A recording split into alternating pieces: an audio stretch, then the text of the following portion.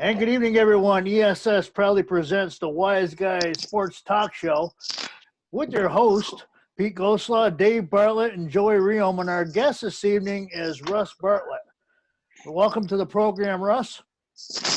Thanks, Pete. Good to be here. And before we went on air, we knew that everybody has a beverage in hand ready for the evening.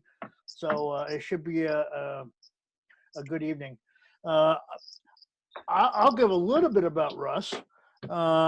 Russ is a Salmon River alumni, just like 3 out of 4 of us here, unlike Joey. Russ is a middle school, high school principal in Tupper Lake and athletic director, and has coached his share of teams in the past. And he's also on the board of the New York State. Am I right? Public high school. High School Athletic Association. Yeah. Right. Beautiful. Second vice president. So when do you become the big dog? So when you start with the NISFA, you sign on for an 8-year commitment. So you go 2 years as second vice president. You have certain things that you oversee, and then 2 years as vice president, 2 years as president, and then 2 years as past president. And then you're on the executive committee, but a non-voting member for as long as you want to be after that. All right, so it's almost like what Derek Sprague had to go through with the LPGA. He's got to do a certain steps before he becomes the top dog, I guess, right? Yep. So, very true. David, I want you to put your brother on the spot tonight, so I'm going to let you take the reins here. All right, Dave Bartlett. All right. Well, I guess we'll start right out then. So with everything that's going on, and we'll talk about high school sports. We'll begin with high school sports. What's the state of the state as far as high school sports go?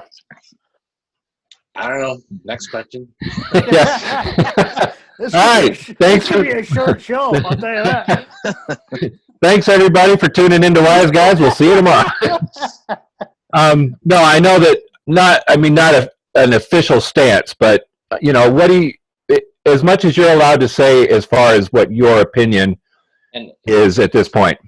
I'll start by saying that, nobody knows a lot of anything. I think everybody who's associated with anything attached to a school in New York State right now is going on the 2-week window that the governor gives us every time he talks. I think the last time he pushed the start date of we're at least off until April 29th now. So we don't really know any more than that. So if we come back, if we go back to school on May 1st, I think the thing we're going to run into is that there's 11 sections in New York State that have been hit various degrees by this whole situation. So sections 8 and 11 on Long Island are in the midst of it right now. Sections 1 and 9, the just north of the city sections, have sort of seen the worst of it, and they're on the tail end of it. Rochester, Buffalo area kind of ramping up right now. A lot of the 7 and 10 up in our area, a lot of rural districts, we haven't really been hit by it too much. So I don't think we're all going to go back to school at the same time if we go back at all. So trying to organize a sport schedule in that atmosphere seems almost impossible. And Joe will attest to when you say spring sports schedule to any athletic director, what happens to your blood pressure immediately? Yeah, even without this problem, my spring sports schedule is So trying to figure that out. There may be, if we go back to school, there may be sections that have some league play. I think right now, if the state association has a position, it's if you have the opportunity to get back and play. And I think right now, kind of the thing that everyone would like to see at every level is your seniors that play a spring sport to be able to give them a proper send-off. That was something that we had kind of talked about in a previous show. not only the proper send-off, but my question was, seniors that are exceptional athletes who have the potential to play further in, say, in college with a scholarship. Now we discussed that that really affects the juniors as well, probably more so than the seniors. But to say to seniors that, and not, I don't want to throw myself in there, but I didn't get looked at as an athlete until my senior year by college coaches. If I had not had a senior season, then I may not have played for your boss at nice spot there. Well, so if you go back to when you were in high school and the horse and carriage brought you to school, and right. Oh boy, here we go. Uphill both ways in the snow. Yeah. Yeah. That's it. They had horse and carriage in Salmon River. They were new. We had one. Now. I think we're in a day and age where I think the truth of the matter is there are very few high school athletes whose exposure to recruiting is through high school sports anymore. The overwhelming amount of recruiting is done through AAU and whatever off-season programming there is. The main reason for that is A, that it's available, but B, college coaches are in season with their sport at the same time that a high school kid is. Oh, okay. It's not out of the ordinary to see a local college coach at a game seeing a kid, but usually by the time they do that, they've already seen them, they're already aware of them, they've already talked to them over the summer at a camp or wherever. So it's that aspect of the getting your senior sports season, I think, is kind of minimal at this point. Okay. Well, yeah, I didn't think of that because, like you said, in my day, in our day, that your varsity sports season was what you had. Yeah.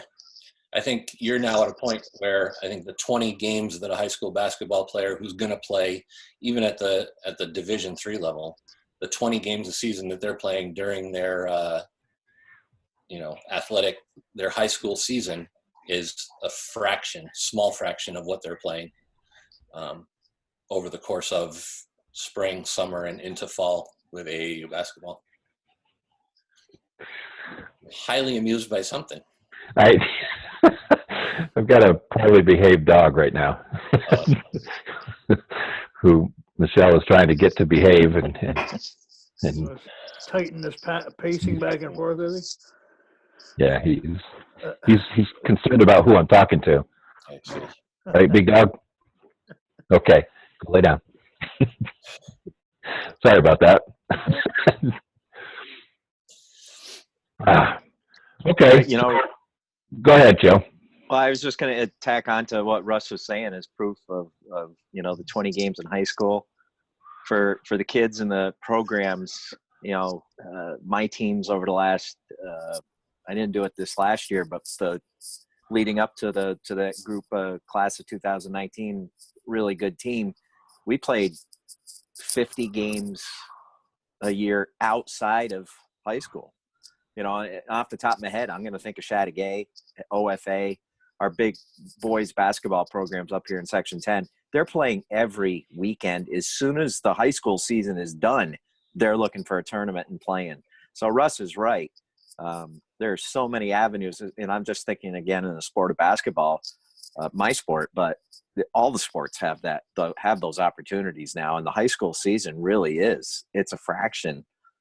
And in some regards, I don't know if it gets taken as seriously as it did back when we played. That was our life. That was we couldn't wait for the high school season. Right. Well, we weren't allowed to play outside of that time frame. We didn't have those opportunities.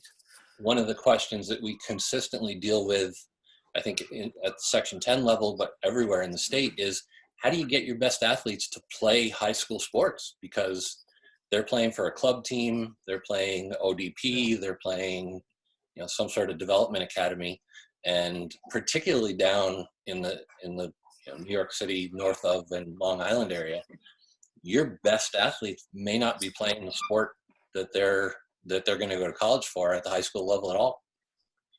Well, and Russ, I know you did your time up here. The sport up here, I think that really kicks into our high school sports is hockey. I can tell you during my soccer season, I've got kids that if I have a Saturday soccer game, I can't make it this Saturday. Well, why not? I've got a hockey tournament. Spring lacrosse, when lacrosse starts, I can't make, or baseball, the spring season too, because at the end of your high school hockey season is when you get the USA hockey stuff that's going on, and they might miss some practices and whatnot, because they're involved in USA hockey. So, that's something that we deal with all the time, and I'm not the only athletic director that deals with that. Right, and I think in hockey in particular in the North Country, you look probably the sport that the kids here have had the greatest success at in terms of going on to play at some level of professional. A lot of those kids haven't played high school hockey here. They're maybe ninth grade year, but by then they're usually gone to a prep school somewhere. So the question that I wonder, if now I'm talking about it, I wonder how it's going to play itself out, is if the kids that are normally playing summer ball, AAU, one or the other, if this drags on and public gatherings don't happen again until September, October, like I just heard on the news, is a strong possibility, that's going to change the way coaches have to look at recruiting. And now the high school season for the next couple of years may become more of an impactful thing. Yeah, I can speak. Yeah, you're right, Dave. I can speak on the Salmon River side of that. When I was up there coaching, a couple of them, like Joey said, the hockey and the lacrosse are very important sports up there. And the problems they were having was they were having international games. We had a lot of kids that were going over to Canada and playing. So that interfered with the school. And like you said, weekend tournaments, when they came up, I can't be there, coach, because I'm doing a lacrosse game or hockey game over in Canada. So I feel for that. So I understand that completely. And there's not a lot of Section 7 or Section 10 schools in the North Country that are making cuts at the varsity level where, so if a kid is going to play at varsity level, but they also want to play on a club team, I know a lot of schools have a policy where you have to commit to the varsity team, and in the preseason you give maybe 2 or 3 dates that you have another commitment to your club team. But ultimately around here, it's the athlete that's in the driver's seat as far as that's concerned, because they really, they're not fighting for their position here. If a kid is going to play at the Division III level in this area, they're probably the standout on their team. Right. Yeah, no, I agree with you there, Russ. And I also think, one of the things, our spring season normally is shortened enough as it is. Yeah. And when I get approached saying, hey, can we move our game from Saturday?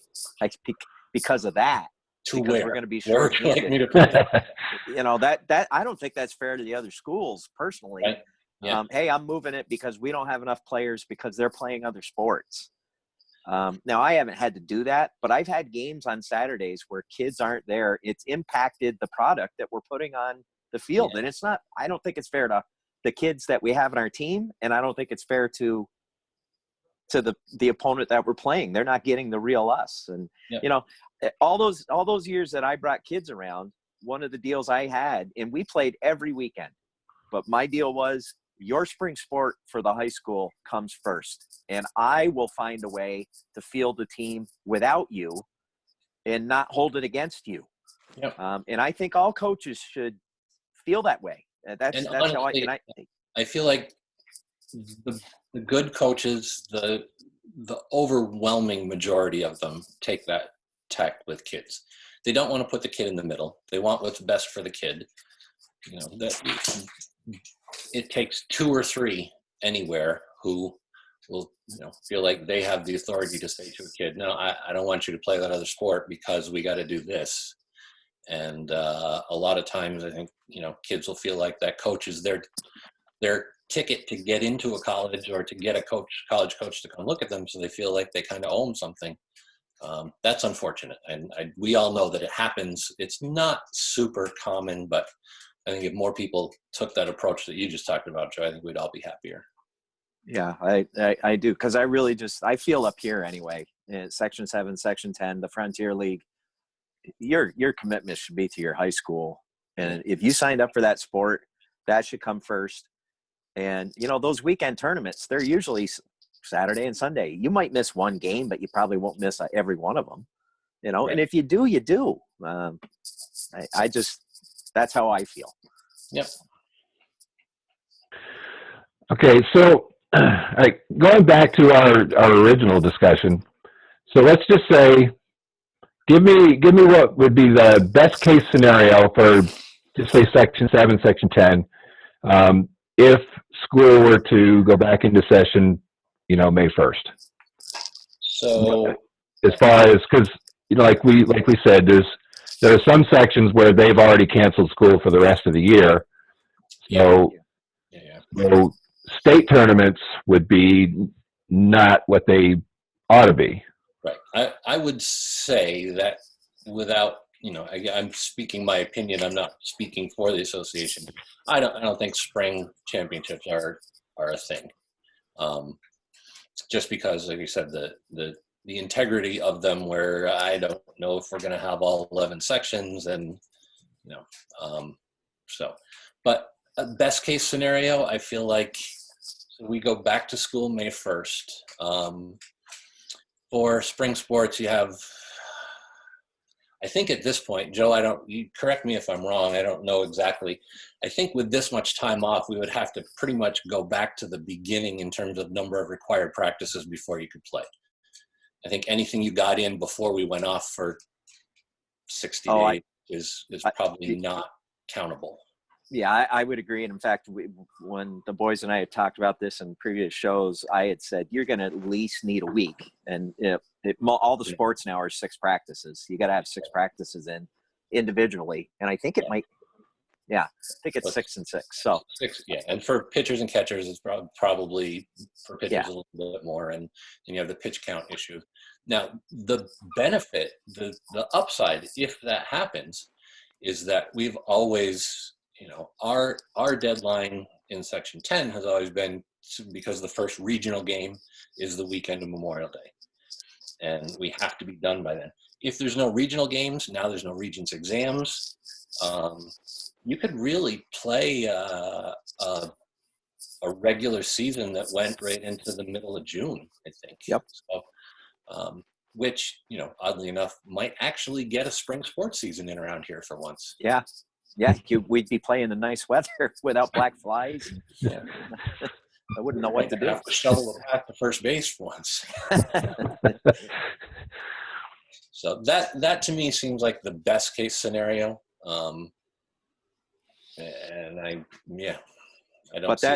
don't see that happening, but that feels like the best case scenario to me. Yeah. And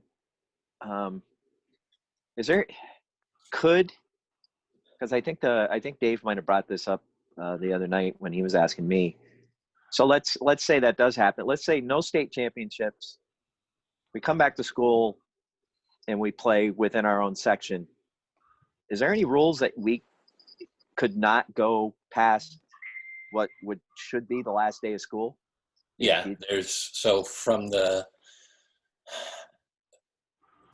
it always comes down to a lawyer and liability somewhere. So the day after your last class scheduled, your students are no longer covered by the school's health insurance at that point. You'd have some major questions about seniors and their eligibility post-graduation, and anybody who participated in a contest with a postgraduate senior would then be ineligible for the next year. So could it happen? You could probably get enough waivers to make it happen, but I think the pushback would probably be from the superintendents and the business officers, which I feel like. Go ahead. I feel like the superintendents and business officers may be the biggest obstacle to a spring sports season as is, because Right. at face value, it looks like, well, we're not in school, so the district is saving money. Well, we're providing lunches for more kids than we normally do, and there's a lot of costs that are hidden here. Not to mention, we've already sort of got some preliminary numbers of what next year's budgets look like. I do worry that that's one of the first things that a district administrator might look and go, hey, you know what? There's no sectional championship. There's no state championship. Let's just save a little money here. That is a concern. Yeah, you're right. You're right. Yeah, and I can tell you that our AD meeting last week, ADs were tossing out amongst our group, hey, have you been told you need to start watching your P's and Q's with your money, and are your budgets impacted already? So yeah, that's already becoming a concern. And I've heard some stories from some ADs. They've already been told this is going to be gone. Mm-hmm. So, and I'm not going to say who or what, but it's going to happen. It's going to happen. Everybody's baseline for next year is this year's level of funding, tentatively, because they're talking about potentially cutting it 5% across the board, and then cutting mid-year next year as needs be. And I don't know how you budget for a year knowing that in January somebody may go, hey, by the way, not going to get that money we're going to give you. So, Right. And for me, and obviously I'm skewed, but for me, bang for the buck, people throw out, people who are not sports-minded people throw out, well, you just cut the athletic programs, you save a whole lot of money. It's generally not 1% of your budget. So what you get for the number of kids that get it for that amount of money, there's nothing you could possibly do that would save you an amount of money that makes it worth it. If anybody went into a board meeting and said, hey, I got this thing that's your students are going to be probably 12 to 20% improvement in attendance. Their grades are going to go up somewhere between 3 to 5 points in everything. Their disciplinary referrals are going to go down, and it's only going to cost you 10% of your budget. I think every school board in the world would go, sign me up. Well, we got a thing right there that's going to cost you less than 1% of your budget that's going to do all of those things and more. So I hope nobody goes down that road. So I got a question for you, Russ. This is unrelated to what we're talking about here. All right, we expect that, Pete. Oh yeah, I know. Well, it's related and not, but we were all very excited about the boys basketball tournament returning back to Glens Falls this year. I know the four of us have hung out down there at some places during games. There's that little Catholic church right next to the next to the Civic Center where all the games are. Right. Yeah.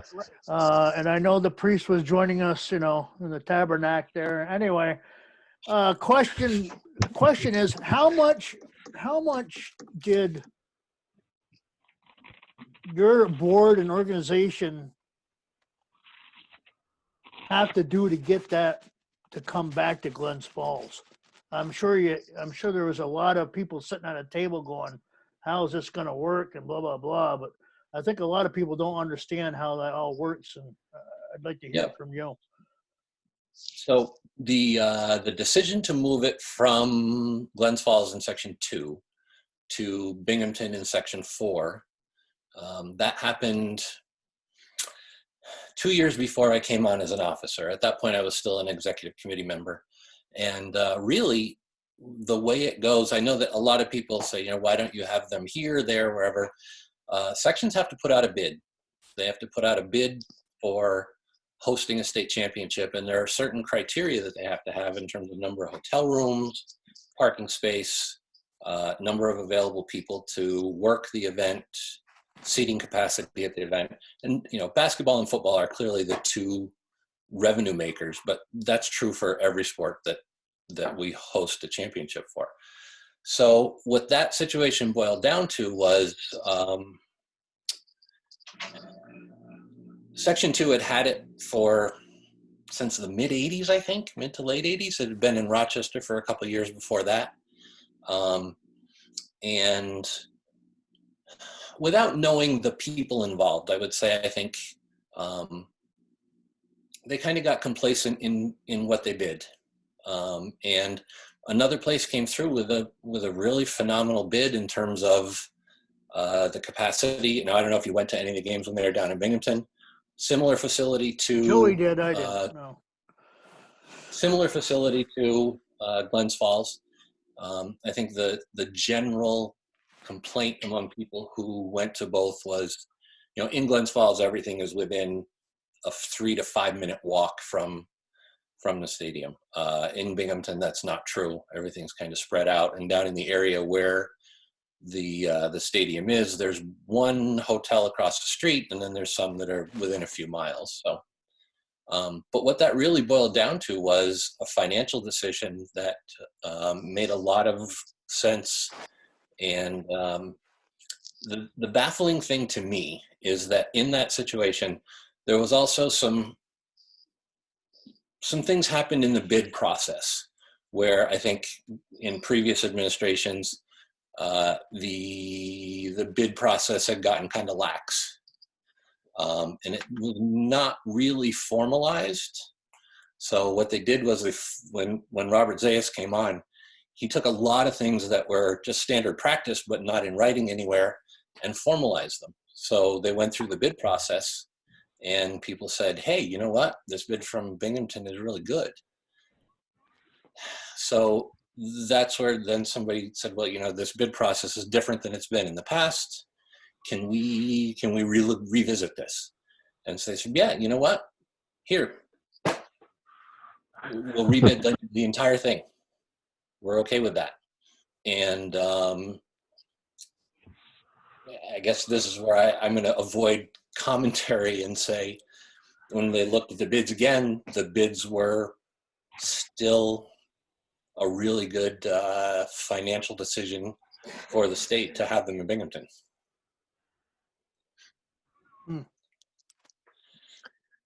I can tell I really you. would. I'd love. Okay. That kind of left me ended there. I really wanted to ask you more on that, but I see you're trying to avoid a situation. I get it. Honestly, some of it is that when that happened, I was in my first years on the Central Committee, not acting as an officer at all. And I was not knee deep involved in all of that. So there's some things that I only know about, like that are second or third hand information, and I can't say them for sure. So I would rather not say them. Mm-hmm. Understand. But I do feel like there were some assumptions made by people, and we'll leave it at that. Okay. Now, Yeah. now I'm kind of curious before I turn it back over to Dave, though. Was there other areas in the state that actually came forth and put a bid in? Because realistically, Albany or Syracuse or Utica, because Utica has the hockey down there, but well, actually, that moved from Section 3 in Utica to Section 6 in Buffalo 2 years ago, and it's been there ever since. But I'm just saying, historically, when we had it there, that was all centralized for a reason too. So I'm just wondering if anybody else has looked at that. We get remarkably few bids to host championship events. You would think that football is by far the biggest in terms of the fanfare and the people that it draws, and because you got families of teams, 40, 50 kids on a team. And that happens at the Carrier Dome, and the Carrier Dome has worked so they've bent over backwards to work with the association to do it there. I don't think in terms of hosting it in the winter, I'm pretty sure that, the Syracuse schedule is such that them giving up a Friday, Saturday, Sunday in late February, early March is not going to happen. So, but we don't get a lot of bids, honestly. And sometimes I'm surprised at that, to be honest with you. Yeah, as am I. So one of the more frustrating things that I've found as an officer is listening to people that I know that coach around state going, how come we've never hosted whatever here? And all I can say is because no one's ever put in a bid from your section to host it there. So I was wondering how that all went, but yeah, I figured there was more politics and money involved in shuffling around. Yeah, and it's not entirely a financial decision because I'll tell you, I think if Binghamton and Glens Falls had been financially and even slightly in Binghamton's favor, I still think the sentiment for having it in Glens Falls would have kept it there. So it's not just a financial decision, but I can say in that case, the finances were such that we couldn't not do it. Gotcha. Russ, being that, Tupper, at Tupper, you're close to the Section 7 area, so. We are not closer. I said close to, not Okay. closer. Jeez, boy. We are geographically isolated from everybody. Jumpy. You keep that up, I'm going to make sure Tupper goes back to the Central Division. How come the one that always has surprised me, and I think they hosted it way back when hockey started. They might have had it for a year, maybe two. It boggles my mind that Lake Placid isn't more involved, not just in hockey, but really in any of our sports that we offer. That Lake Placid is not a place that thinks about bidding on. I mean, they have ECAC hockey. That's right. 4 major colleges that come into that town. They ought to be able to handle a few high schools, right? You would think.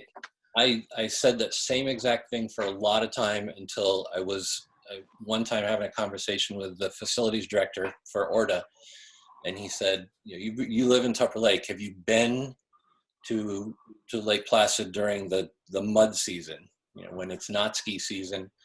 And I said, yeah. I said, what do you see? And there's 5,000 hockey players. So they can, during that period of time, on a weekend in March, they can run a Can-Am tournament there that's got 60 teams. And those 60 teams are paying 60 entry fees, and they're filling 60 teams worth of hotels. Or they could say, yeah, well, we could do the hockey Final Four, where we have, 4 Division I teams and 4 Division II teams. That's a fraction of what they're making doing a Can-Am tournament. Never thought of it that way. The same exact thing. And they can tell, like Division I, the NCAA, they can tell them, look, here's what we need you to pay to have this facility for this weekend for the ECACs or the Frozen Four or whatever. And the NCAA is fine. I mean, we can do that. New York State Public High School isn't in the position financially to be able to pay what they're looking for that. I don't know if anybody's ever been to the Harbor Center in Buffalo, but that's one of those facilities that for the hockey Final Four, you're like, wow, this is a high school event being played here. I can't imagine a kid standing in that tunnel about to go out on the ice in those. Yeah, well, our boys played for the state championship there a couple of years ago. So I mean, I never had to leave the facility. Yeah, the 716 bar that was in. Oh my goodness! I walked out of your hotel room into the lobby, out into the arena. Yeah, I had no complaints. That was an awesome place for the Final Four. But for selfish reasons, loving Lake Placid the way I do, I always wondered why. But I never thought of that. You're right. I don't know how many times I've gone up there for AAU tournaments, and the Can-Am hockey's going on as well. And it never clicked with me how much money they're making off Can-Am hockey as compared to bringing 8 teams in for a weekend. They were able to get the girls there this year. Yeah. And I think that was mostly because the timing was such. They have their postseason tournament way earlier than any of the other sports do. Partially for that reason. Partially because they can still get facilities. That was maybe the first weekend in March, or first weekend in February. February, yeah. And I told Carl that we were having you on tonight. So Carl bit. We're going to be able to get Carl on next week. Nice. But Pete and Dave, make sure we keep this in mind. Carl is in charge of girls hockey championships. And so he was a big part of the championships in Lake Placid. Yep. And I think this year Section 10 is responsible to host, I think. I'm not positive, that's but that's something. Yes. Mm-hmm.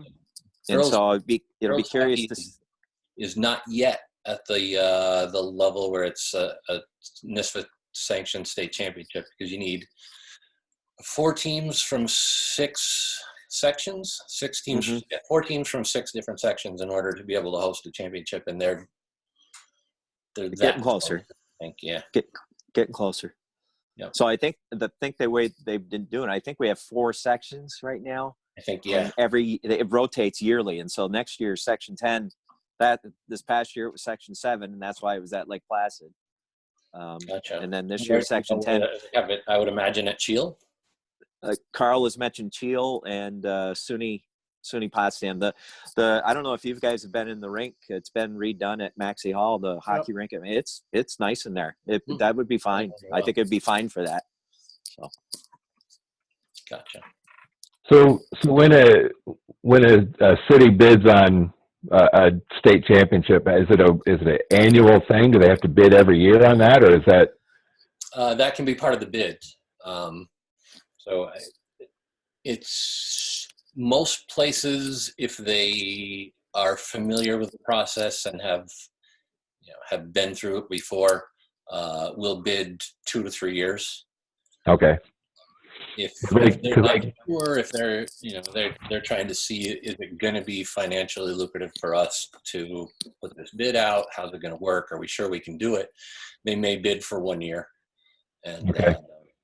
So it depends. It depends largely on the event, on the venue, on the whole bunch of things. Yeah, because like Pete mentioned, we were all kind of excited. Well, not kind of. We were all excited about the tournament coming back to Glens Falls and looking forward to getting together. And so, we're kind of looking forward to it next year. Yeah, but the IRS owns Sandy's Clam Bar, so. Say it again? What do you say? Oh, yeah. Owns Sandy's Clam Bar. The IRS owns Sandy's Clam Bar. So is that an antique shop? It is. What is that? It's a seafood restaurant. Perfect. Clam Bar, come on. No comment. No comment. Classy seafood restaurant. It's always what I was thinking going in there. Absolutely. If we can get ourselves away from the civic center and the church, we go to the seafood restaurant. Right. Yes. Right. Mm-hmm. Yeah. we'll leave it at that. Yeah. Mm-hmm. Right. So, Russ, talk a little bit about your coaching experience, because I know that you had some good seasons, some bad seasons as a coach, and no bad seasons. No bad seasons. No, but at one point, as a high school girls soccer coach, you were. Tell me again, because my memory goes kind of bad. Weren't you recognized at the state level for something as a soccer coach at one point? So,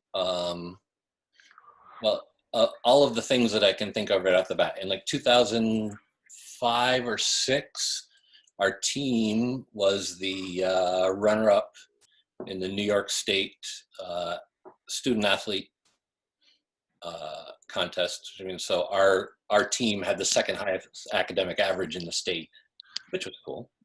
Mm-hmm. And then in 2011, we went to the state quarterfinals and got waxed by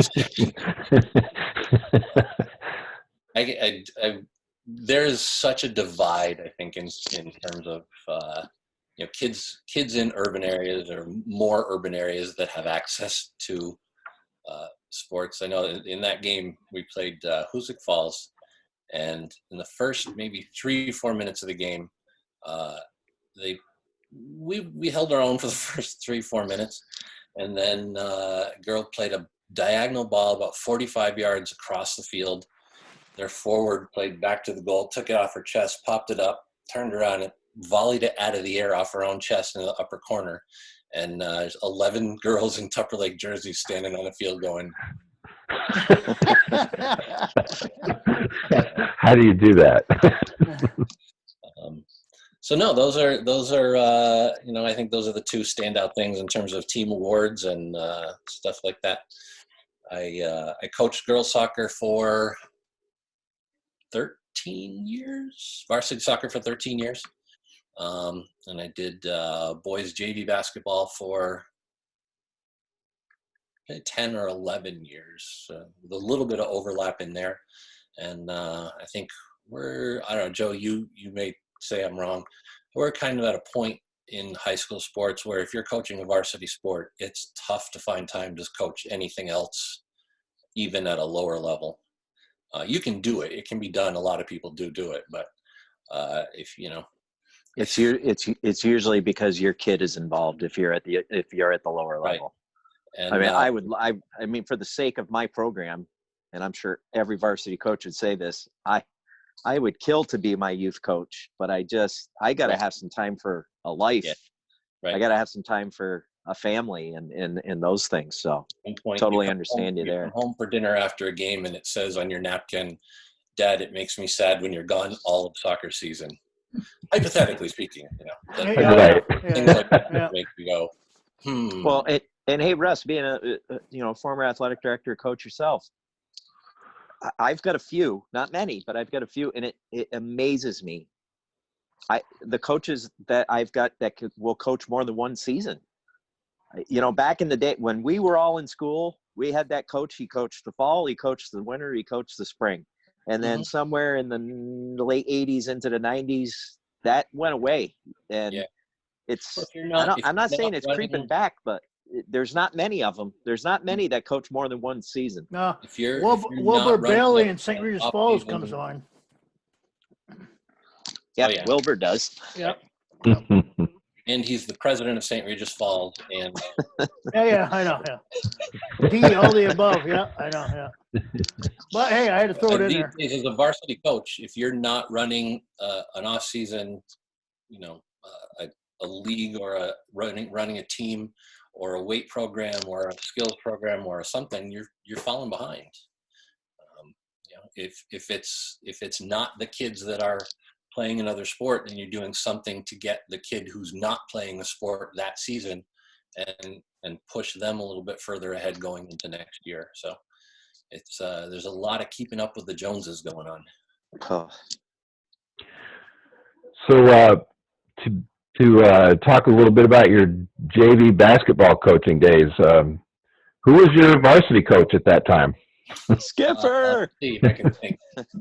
A guy by the name of Steve Skiff, I think. Steve Skiff. Yes. He was a good coach, yeah. He's a good coach. He coached so he started in 1980 was his first varsity season. And when he retired from teaching in 2010, so at that point, 30 years in, he said, if I'm going to retire from teaching, I want to be able to pick up and go south and play golf and whatever. And that lasted about a season. And he came back and did, 4 or 5 more years, won another sectional championship in there. And I think finally old age caught up with him. But he so I gotta tell you, I know when we talked a little bit about this the other day, we said, there's got to be plenty of Steve Skiff stories, and there are. A lot of them can't be repeated here and may or may not have anything to do with basketball. But the legend of Steve Skiff, the coach, the madman, I really think there's a guy who earned that reputation in the first 10 years that he coached. And then the reputation just preceded him because I sat on his bench as a JV coach, as a varsity assistant coach, from 1994 through I think 2008 or 9 or 10. In that entire time, one technical foul, and he earned that one. He knew what he was doing, and honestly, I think Joey, you'll all say there are times when you feel like the game has gotten to a point where you just need to do that. You need to blow off steam. You need to make the officials rethink what they're doing, because official gives a technical foul, the next few minutes they're going, all right, I'm not going to pile on this guy. So that, learn. But honestly, so in that, 16 years, one technical foul. Now, probably got 16 in 1980, his first season. I got 3 my first year JV. So he may or may not at one point have turned a scorer's table over on top of poor Larry Casey in Canton. Larry contended there was no home clock going on there. Hooley to this day still won't talk about the details of that story. So, isn't it funny how coaches can earn their reputation, right off the bat, and then it sticks with them no matter what, Yeah. I mean, there's no question about the fact he is an intense guy. Yeah. But Russ, I always thought when it came to Skiffer, once the game was over, he was so easy to be around, and I would think he didn't hold grudges. He wasn't. We'd be down in Glens Falls, and any referee that might have rung him up during the years could come up and talk to him, and Skiffer's going to talk to him. Yeah, I know other coaches that they carry the grudge against the referee, won't look at him, won't speak to him. Steve's not that way.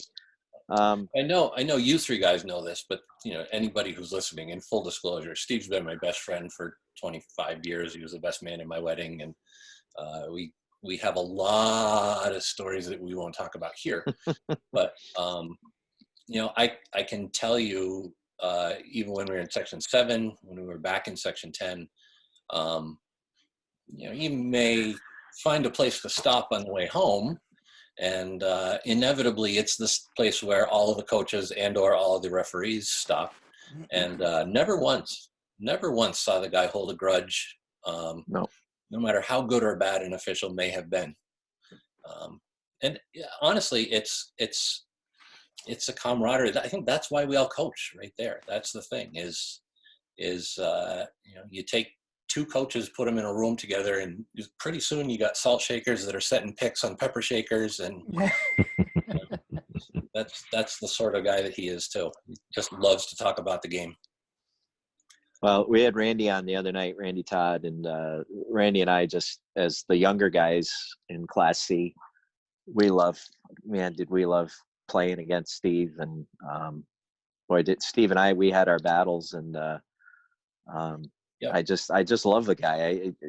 Steve and Randy and Bill Myrna and Skiffer and I went, and we've kind of made it an annual thing now. We golf every summer, just because that's who Randy and I look up to. We're Skiffer and Coach Myrna. So can't say enough good things. And it just clicked with me. My Class C championship game last month against Matter Waddington, I'm just getting ready to tip, and who walks by, and I hadn't seen him. Skiffer came all the way, and it was terrible that night. It was a terrible weather night. He drove all the way down from the mountains to watch. He didn't come down to watch Matter Waddington. He came down to watch my guys. I have no doubt about that. 100%. He told me that before he left. But yeah, and I one of the things that I think it was Aaron Jones that said to me about Steve that I thought summed it up pretty well. He said, a lot of times in high school basketball, you just have the better team, you go out and win. Like, you had to have a game plan when you played Steve Skiff. He would take an average team and push you to the limits just based on finding your weaknesses and exploiting something. Well, Russ, you remember so he retires 2010. He ripped my heart out that year. I was the number 1 seed. He was the 4, beat me in overtime with some kid that got moved up from JVs and hit 5 threes. I don't know who he was. He retires. Comes back in 2012, and I am the team to beat, and we're in the 1-4 game again. He put up such an unbelievable fight in that game, but I'll never forget it. I finally beat him, and he came up to me, shook my hand, and said, "Hey, go get it. Now go get it." And I'll never forget that. And so we won it the next 2 years. And then the following year in 2014, I was out. He beat me in the 1-4 game again up in your place. Mm-hmm. And I didn't have a good team. And I got to hand him his sectional plaque.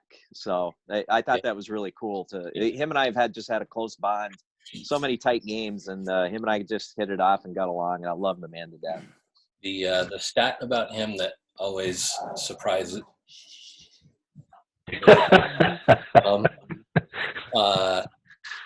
So his regular season, I don't. He couldn't tell you how many wins he has during the regular season. No idea. But I remember in his 28th year, he was in his 14th sectional final. Wow. That's pretty good average. That's really good. It's a good run. And honestly, I will tell you, the overwhelming majority of those were with teams that had no business being there whatsoever. And I think in high school sports, there is something to be said for, the better team. The team with the best athlete on the floor is probably going to win the game. And, that's usually true. And I think that was one of the things that, 14 sectional finals, I don't remember 3 or 4 sectional championships, but a lot of teams that you go, who? Who was that team? So. And a great coach and a genuinely nice guy. I mean, I can remember once Pete and I were doing a broadcast. I think it was at North Country Community College, and we're getting set up and getting ready to start the game. And I see this guy come walking across the gym just to come over and say hi, and it was Skip. Yeah. He says, "Hey, I saw you over here. I thought I'd come over and say hi." So I would tell you he has a reputation as a wild man and all that. I will tell you how much that diminished, and he will love it that I'm telling the story. At some point, I'd been married for 5 or 6 years, and hi, Kate. Steve called one Friday night about 7:00, which is never good news, but so I held the phone out and I said, "Hey, Kate, it's Steve. Can I go out and play?" And she goes, "Steve Skiff? Oh yeah, he's safe. That's fine." How the mighty have fallen. That he's been a lot of things before. Safe was never one of them. Well, I think we're running short on time here, right, Pete? Yes, we are.